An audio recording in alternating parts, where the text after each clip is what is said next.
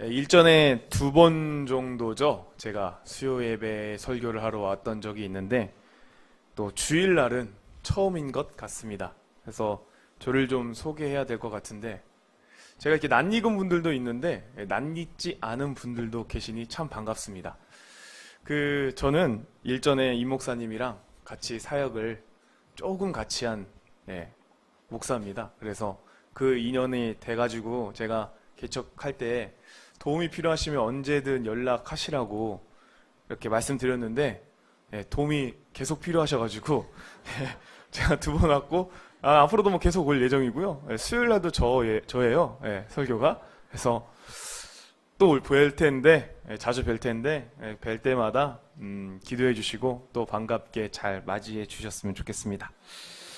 오늘 함께 설교 나누도록 하겠습니다. 우리 사랑하는 성도님들께서는 가장 행복할 때가 언제십니까?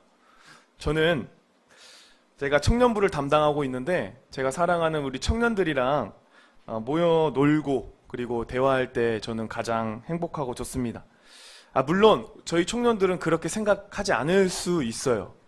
제가 어느 순간부터 원래 젊은 친구들이랑 잘 어울릴 수 있을 거라는 강한 믿음을 가지고 살았었는데 정말 요즘 들어서 그게 믿음이라는 게 절실히 증명이 되는 것 같아요. 저를 막 이렇게 저도 젊잖아요, 그죠? 제가 나이 별로 안 먹었는데 막 늙은이 취급하고 막 세대 차이 있다고 하고 역시 목사님은 안 되겠다고 이러더라고요.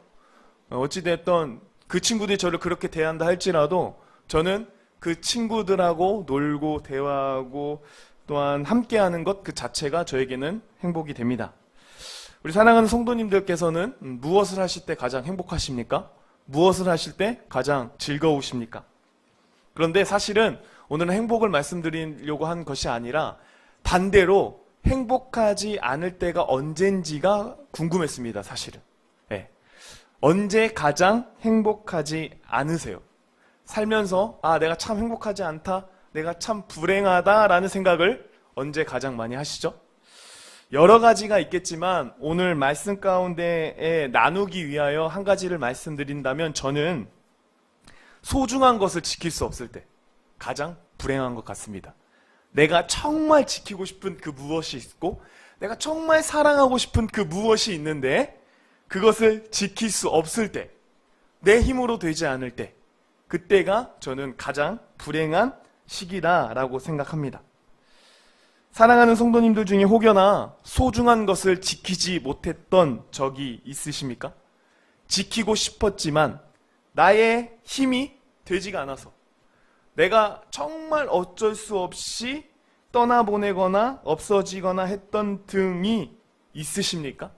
만약 그런 경험이 있으시다면 저와 마찬가지로 불행이 무엇인지 행복하지 않는 것이 무엇인지를 깨달으셨을 것입니다. 오늘의 말씀의 제목이요, 지킬 수 없을 때라는 제목을 가지고 있습니다. 제목처럼 오늘 함께 나누고자 하는 것은 내가 소중한 것을 지킬 수 없을 때 어떻게 해야지 라는 해답을 찾고 싶은 시간이었습니다. 그래서 오늘은 지킬 수 없을 때라는 그 제목으로 함께 여러분들과 말씀을 나누고자 합니다. 본문의 1절과 2절은 이렇게 말씀하고 있습니다. 레위 가족 중 한 사람이 가서 레위 여자에게 장가 들어 그 여자가 임신하여 아들을 낳으니 그가 잘생긴 것을 보고 3달 동안 그를 숨겼으나 라고 이야기하고 있습니다. 레위의 한 사람이 레위 여자에게 장가 들었다라고 합니다. 출애굽기 6장을 보시면 이 남자의 이름은 참 발음하기가 어려운데 아므람입니다. 아브라함이 아니라요, 아므람. 그리고 이 레위 여자의 이름은 요게벳입니다. 이 둘은 결혼을 했고 아들을 낳습니다. 이 아들이 누군가 이 물음의 2절에서는 그 혹은 그 아기로 표현하고 있습니다. 누군지는 아마 다 아실 거예요. 뒤에 가면 아시겠지만 어쨌든 지금은 2절 가운데에서는 그 아이를 그 혹은 그 아기로 표현하고 있음을 볼 수 있습니다. 그 아기에게는 그 아기는 아브람과 요게벳 사이에 태어난 세 번째 아들입니다. 그 아이에게는 형 아론이 있었고 누이 미리암이 있었습니다. 어찌되었던 부모에게 자식만큼 소중하고 귀한 존재는 없을 것입니다. 비록 이 아이가 셋째 아들, 그러니까 세 번째 아이라고 한들 부모에게 자식은 100이면 100 모두가 소중한 존재, 그 무엇과도 바꿀 수 없는 대상일 것입니다. 최근에 저는 참고로 장가를 가지 않았습니다. 놀라우시죠? 예. 최근에 한 목사님 가정에서 식사를 하러 간 적이 있었습니다. 그런데 거기에 7살 딸하고 5살 난 아들이 있었는데 제가 그 집을 가면서 그 목사님의 얼굴을 보게 되었는데 정말 평소에 같이 놀면서 볼 수 없었던 얼굴을 보게 된 겁니다. 그러면서 아, 저게 아버지구나, 저게 자녀를 둔 아빠구나 라는 것을 깨달았습니다. 뭐 특별하게 한 것도 없어요. 그냥 뭐 이쁜 짓 한 것도 아니고 그렇다고 해서 뭐 미운 짓도 한 것이 아니지만 그냥 그 존재 자체만으로 그 얼굴에 활짝 웃음을 펼치고 있는 그 목사님을 보면서 제가 무슨 생각을 했을까요? 부럽다라는 생각을 했었습니다. 우리 사랑하는 성도님들도 마찬가지일 것입니다. 자녀들을 생각하면 어떤 생각이 드십니까? 물론 청년들이 굉장히 많아서 자녀를 낳으면 어떨까요? 그렇게 가정을 해보겠습니다. 물론 커가면서요 이런저런 막 아픔을 겪고 생각만 해도 썩을로 막 이렇게 말할 수도 있겠지만 사실 자녀는요 그 존재 자체만으로 굉장히 소중한 존재입니다. 저는 사실 자녀가 없지만 가정을 해도 귀할 것 같다고 생각하지만 더 중요한 것은 저는 사실은 저희 부모님만 봐도 압니다. 제가 부모님에게 썩 잘하는 아들은 아니에요. 제가 막 효도를 하거나 뭘 사다 주거나 그래서 저를 보고 저는 아들을 안 낳겠다, 난 딸만 낳겠다, 절대 아들은 안 낳는다, 아들은 효도할 줄 모른다, 그 제 입으로 스스로 이야기하거든요. 자, 그럼에도 불구하고 저를 매우 좋아하세요. 제가 가면 시골을 가면 그냥 최고의 존재예요. 솔직히 제가 그렇게 잘난 얼굴이거나 뭐 이렇게 잘나게 생긴 것도 없는데 그냥 제일 잘났다고 그 이야기 해주세요. 그게 바로 부모의 마음이죠.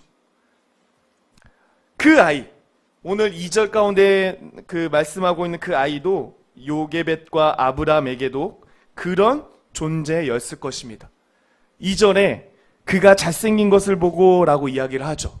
이 잘생긴 것을 보고 라는 히브리 단어는 토부입니다. 토부. 토부는 너무 유명하죠. 토부가 언제 쓰였냐면 하나님께서 세상에 만물을 지으시고 나서 그 만물을 보시며 좋았더라 했던 이 단어가 토부입니다. 따라서 이 2절 가운데 알 수 있는 것, 그 자녀가 하나님이 세상을 모두 창조하시고 만물을 보시며 좋았다라고 말씀한 것처럼 나의 자녀는 매우 소중한 자녀입니다 라는 것을 2절 가운데에 가르쳐주고 있는 것이죠. 그런데 이 2절 가운데 좀 이 좋음과 좀 상반되는 좀 찝찝한 마무리를 하고 있는 것이 뭐냐면 이렇게 말합니다. 석 달 동안 그를 숨겼으나 라고 이야기하고 있습니다. 부모에게 그토록 소중했던 그 아이의 부모는 자랑스럽게 내 아이입니다, 이 아이 축복해 주세요 이렇게 말할 수 있는 처지가 아니라 이 석 달 동안 그를 숨겨 키워왔다라는 사실입니다. 그렇다면 왜 석 달 동안 그렇게 키워왔을까? 이것을 알기 위해서 1장을 좀 볼 필요가 있는데요. 1장 7절은 이렇게 이야기합니다. 이스라엘 자손은 생육하고 불어나 번성하고 매우 강하여 온 땅에 가득하게 되었더라. 우리가 출애굽기의 배경에 있어서 아시다시피 현재 이스라엘의 백성들은 애굽에서 노예 생활을 하던 때입니다. 그러니까 자신들의 땅이 아닌 애굽 생활을 하고 있는 거죠.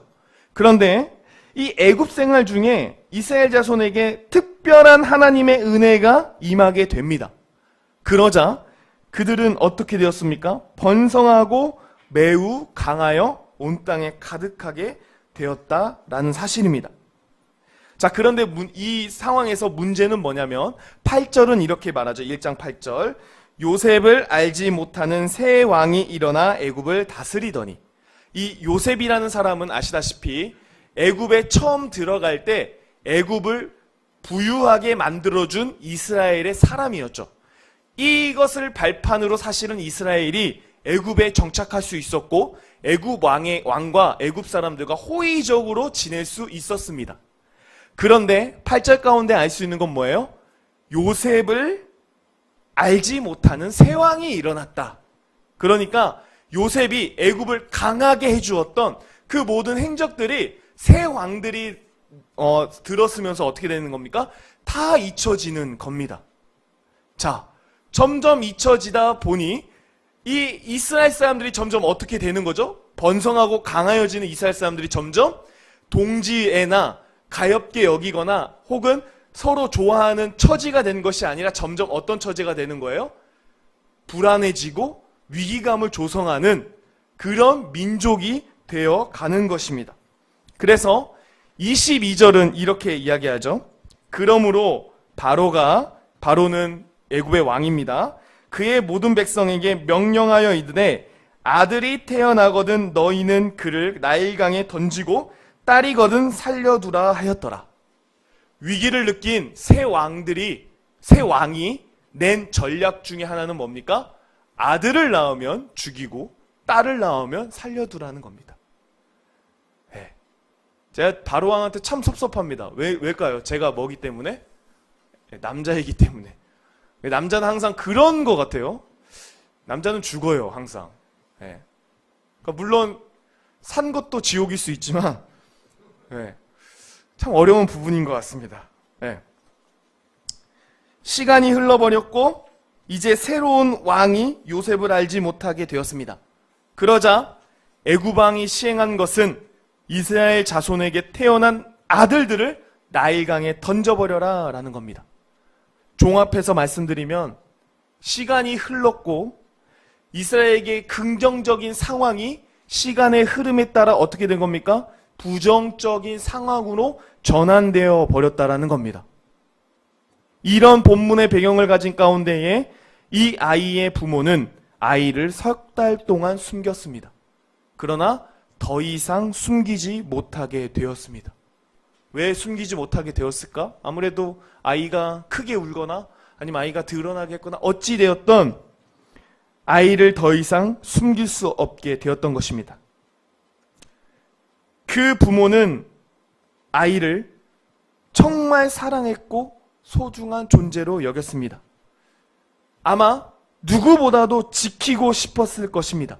그러나 시간의 흐름, 그리고 이 시대라는 흐름 앞에 상황은 변했고 그 변하는 상황 앞에 그들의 힘은 자신들의 의사와는 상관없이 아이를 지킬 수가 없었습니다. 그러니까 힘이 없었습니다. 힘이 사라진 겁니다. 그들의 마음이 어땠을까? 만약 우리 성도님들께서 아브람과 요게벳이라고 생각해 보십시오. 그리고 세 번째 아들, 내 아들을 강가에 던져야 된다고 생각해 보십시오. 어떤 마음이셨을 겁니까? 모르긴 몰라도 엄청 슬펐을 겁니다. 그런데 사실 문제는 뭐냐? 우리도 이런 종류의 슬픔이 있다라는 겁니다. 우리의 삶도 마찬가지라는 겁니다. 왜 그렇죠? 이 인생이라는 것 자체가 흐르는 세월 앞에 많은 상황과 환경이 변하고 그리고 우리 또한 그 상황과 환경이 변하면서 내가 정말 지키고 싶은 것을 어떻게 합니까? 지키지 못하는 상황이 많이 찾아오기 때문입니다. 그러니까 운동선수들 한번 보십시오. 제 아무리 날고기였던 차범근 씨와 펠레, 마라도나 할지라도 세월의 변화 앞에 장사 없었습니다. 자신들의 실력을 지킬 수 없었죠. 마찬가지입니다. 누구든 변하는 환경과 상황 앞에 자신을 지킬 수 없었다라는 겁니다. 제가 정말 아끼는 강아지가 있었습니다.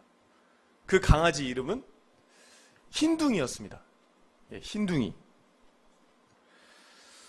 근데 이 흰둥이는 정말 똑똑한 친구였어요. 자기가 낳은 새끼가 죽으려고 할 때 저희 부모님에게 와서 우리 새끼가 죽으니까 좀 도와주십시오라고 했던 친구예요. 그러니까 말을 한 게 아니라 제스처를 한 거죠. 예, 말을 하면 큰일 납니다. 근데 이 강아지가요, 갑작스럽게 죽었어요.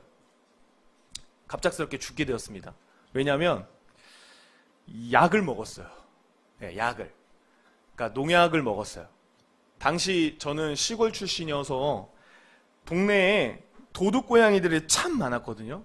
그래서 도둑고양이가 많아질 때쯤 우리 동네 어르신들은 항상 약을 놓으셨어요.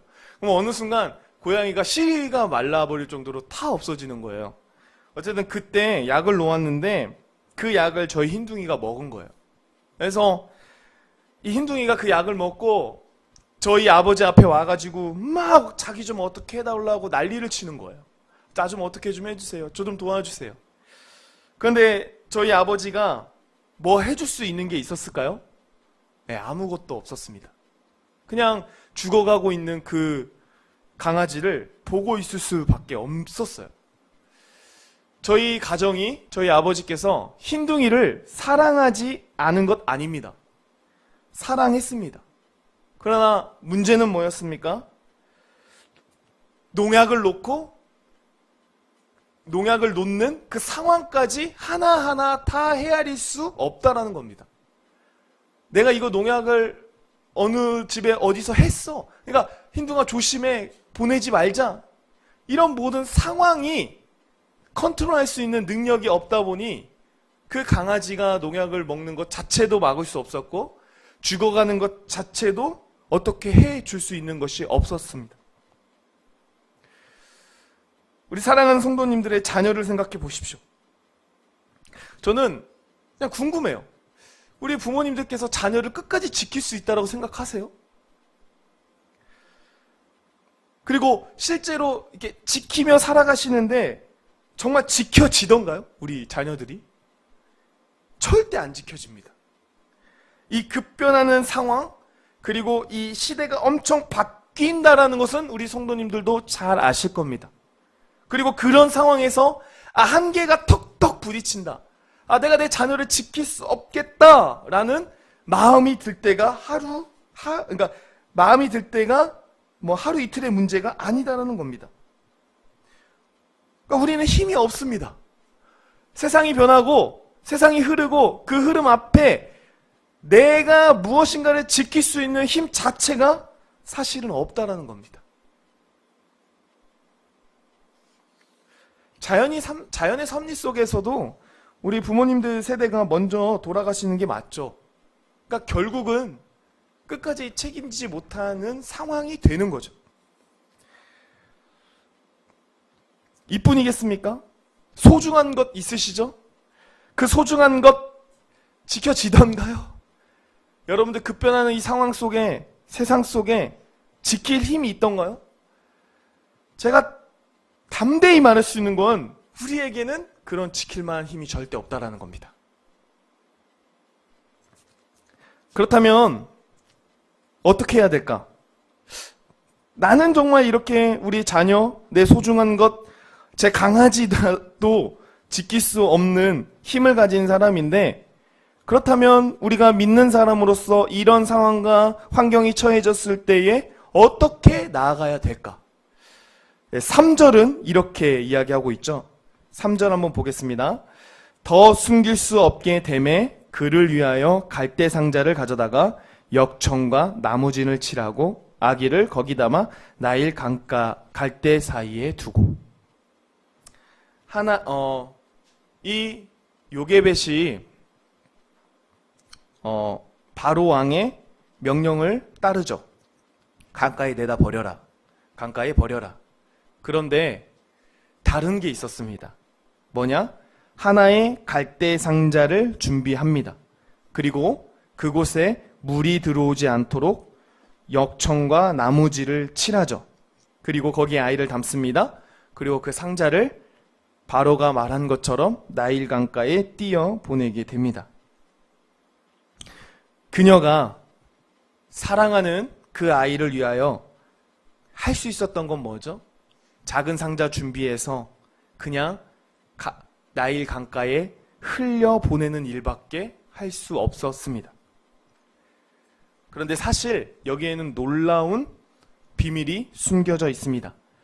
나일 강가에 흘려 보냈지만 사실은 요게벳은 특별하게 나일 강가로 흘려 보낸 것이죠. 그게 바로 상자입니다. 상자, 갈대 상자.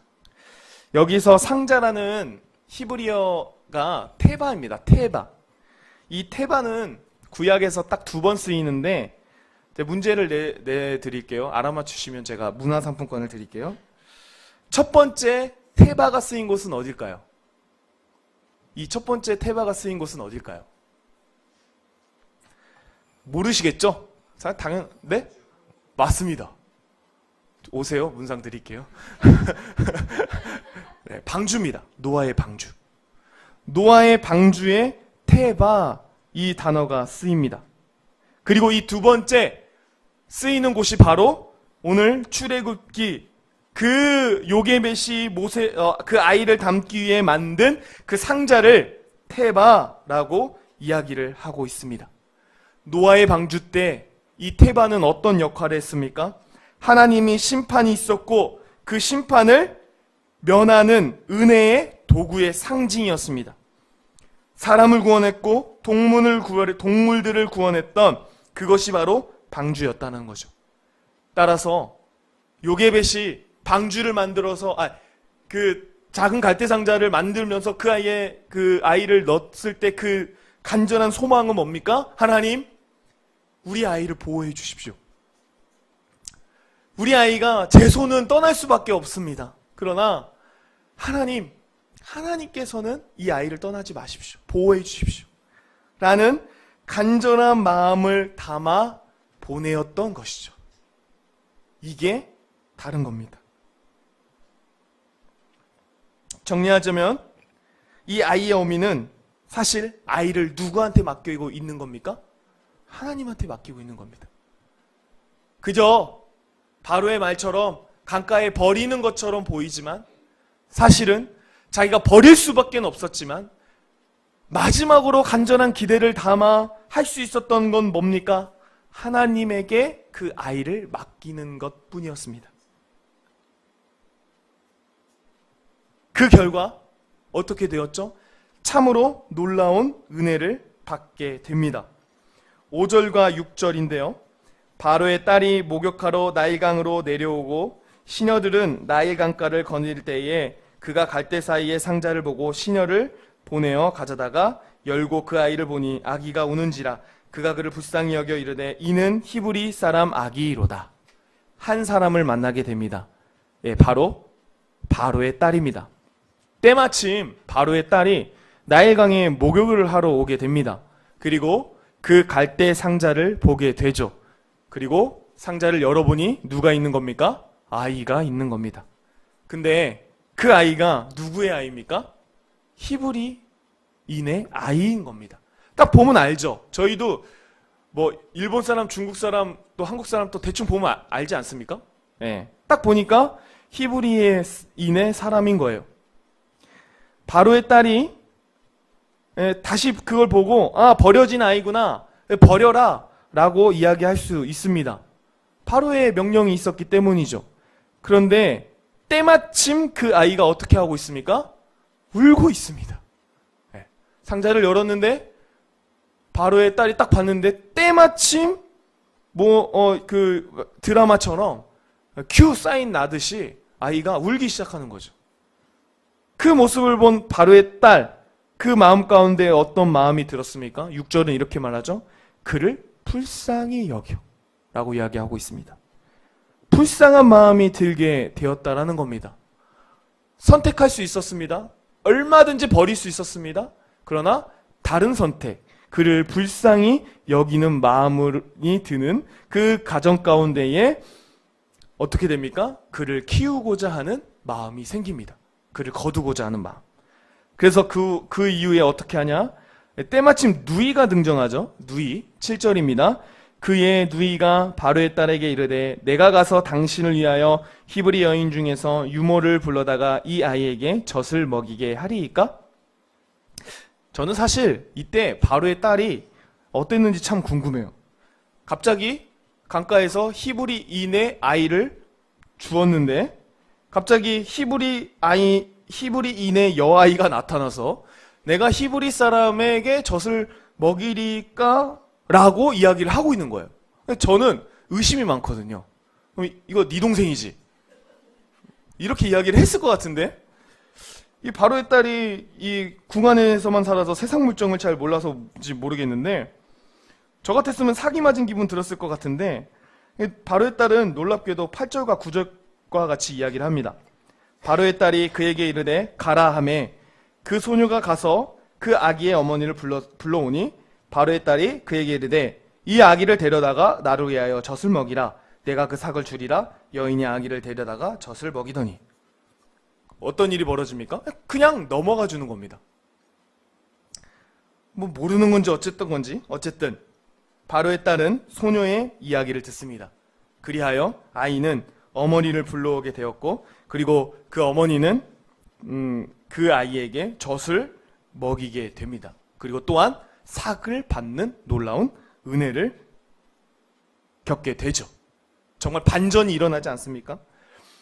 죽을 수밖에 없었고 흘려보낼 수밖에 없었던 그 아이를 이제는 젖을 먹일 수 있게 되었고 한편으로 돈을 받으며 키우는 처지가 되었다라는 겁니다. 그냥 이 모든 게 어떻게 가능했을까요? 아이가 유일하게 바로의 명령을 설득할 수 있는 특별한 관계인 바로의 딸을 만나게 되고 그리고 바로의 딸로 하여금 그냥 버려라 라고 이야기할 수 있겠지만 불쌍한 마음이 들게 되고 그리고 그 아이를 다시금 자신의 손에 안아볼 수 있게 된 이 놀라운 일이 어떻게 가능했겠습니까? 이것이 바로 주님의 은혜입니다. 지킬 수 없을 때 그 요게벳이 하나님 보호해 주십시오 라고 간절한 믿음을 담아 흘려보냈던 그 일로 말미암아 그녀가 그 모든 은혜를 누릴 수 있게 되었다는 겁니다. 사랑하는 성도 여러분, 우리가 우리의 힘으로 아무것도 지킬 수 없을 때 신앙인으로서 해야 될 일이 뭔지 아십니까? 하나님께 흘려보내는 일입니다. 하나님에게 맡기는 겁니다. 하나님의 보호하심을 간절히 소망하는 겁니다. 사역을 하면서 가장 힘들었던 때가 언제냐면요. 여러 가지 부분에서 힘들지만 가장 힘든 게 뭐냐면 아무것도 해줄 수 없을 때입니다. 제가 목사지만 듣는다고 다 제가 해결될까요? 저는 그럴 만한 힘이 없습니다. 많은 사람들이 저에게 이야기하고 이런저런 이야기를 하면서 힘듭니다, 어렵습니다 이야기를 하지만 저는 들으면 들을수록 막 힘이 들어요. 할 수 있는 게 없거든요. 그럴 때 제가 무슨 생각을 하냐면 제가 참 무능력하다는 생각을 해요. 아, 진짜 목사가 이렇게 무능력해도 될까? 그런 고민을 하게 되죠. 그런데 너무 감사하게도 은혜로운 것은 하나님께서 한편의 마음을 주신다는 거죠. 그 마음은 이런 겁니다. 시왕아, 너는 무능할 수 있어도 나는 무능하지 않다. 당연히 너는 무능하지. 넌 사람인데. 그러나 네가 믿고 네가 따르고 있는 나는 무능하지 않단다. 그래서 다시 정신을 차립니다. 그리고 제가 뭐 하는지 아십니까? 기도합니다. 할 수 있는 게 기도밖에 없는 거죠. 또 시간 지나면 까먹거든요. 아, 나중에 기도해드리겠습니다 하면은 까먹어요. 그러니까 듣는 즉시 그 자리에서 기도를 해요. 주님 도와주세요. 주님 함께 해주세요. 주님 인도해 주세요. 주님밖에 없는 인생입니다. 많은 부분 교회 안에서 자녀의 문제로 고민하는 우리 성도님들 많이 계십니다. 물론 제가 자녀가 없어서 이런 철없는 소리를 서슴없이 할 수 있다 싶지만 그냥 그런 분들에게 말씀드리고 싶은 건 자녀를 위해서 해야 되는 것이 뭐냐라고 했을 때 나의 능력으로 지키지도 못할 그 능력 가지고 움켜잡고 있지 마십시오라고 이야기합니다. 그리고 주님께 흘려보내십시오라고 많은 이야기를 하죠. 수능을 준비하는 자녀 앞에 뭐 할 수 있는 게 있겠습니까? 수능을 준비하는 우리 자녀들 앞에 자녀가 부모로서 해줄 수 있는 게 뭘까요?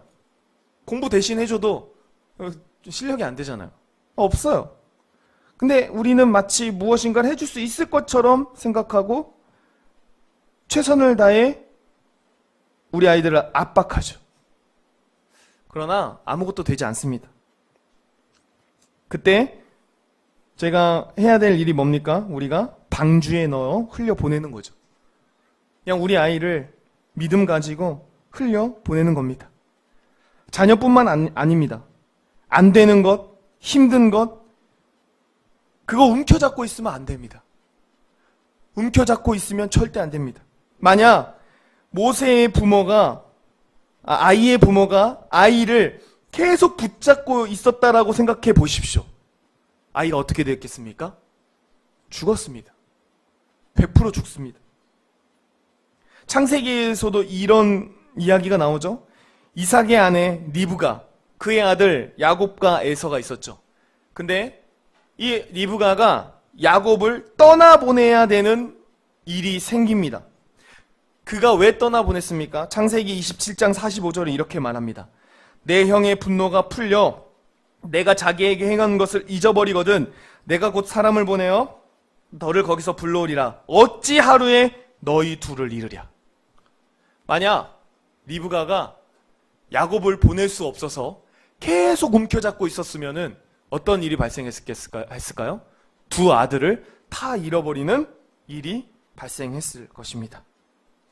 그런데 놀랍게도요, 그렇게 야곱을 떠나보냈던 그 여정 가운데 야곱이 누구를 만납니까? 28장의 베델에서 바로 하나님을 만납니다. 바로 하나님이 찾아오십니다. 그리고 하나님이 우리 야곱 가운데에 내가 너를 보호하겠다라고 말씀하십니다. 오늘 말씀은 사실 제가 작년 7월에 이 권호라는 목사님의 설교를 듣고 한번 나누면 좋겠다라는 생각을 했던 본문입니다. 그리고 다 아시겠죠? 찬양 중에 요즘 핫한 찬양이 뭡니까? 네? 핫한 찬양 하나 있을 텐데 우리 부모님들이 그 찬양 들으면 막 눈물 흘리시던데 요게벳의 노래입니다. 아실지 모르겠네요. 요게벳의 노래. 예. 그 찬양의 후렴구가 이래요. 너의 삶의 참 주인, 너의 참 부모이신 하나님 그 손에 너의 삶을 맡긴다. 너의 삶의 참 주인, 너를 이끄시는 주, 하나님 그 손에 너의 삶을 드린다. 사랑하는 성도 여러분, 우리의 소중한 것, 우리가 사랑하는 것, 세상의 그 어떤 것이라도 변화하는 세상 앞에 우리가 지켜낼 힘이 없습니다. 따라서 가장 소중하다고 여기는 것은 하나님께 흘려보내는 것이 가장 큰 지혜입니다. 여기 부모님의 세대들은 하나님께 자녀를 맡기십시오. 그리고 우리 자녀의 세대들은 누구에게 우리를 맡겨야 됩니까? 하나님에게 우리를 맡겨야 됩니다. 그럴 때 하나님이요 우리에게 역사하십니다. 그리고 놀라운 은혜를 내려주십니다. 10절 가운데 이렇게 이야기합니다. 그 아이가 자라매 바로의 딸에게로 데려가니 그가 그의 아들이 되리라. 그가 그의 이름을 모세라 하여 이르되 이는 내가 그를 물에서 건져내었음이라 하였더라. 드디어 이 아이의 이름이 등장합니다. 이름이 뭡니까? 모세입니다. 바로의 딸은 아이에게 모세라는 이름을 지어줍니다. 그 뜻은 내가 그를 물에서 건져내었음이라 하는 뜻을 가지고 있습니다.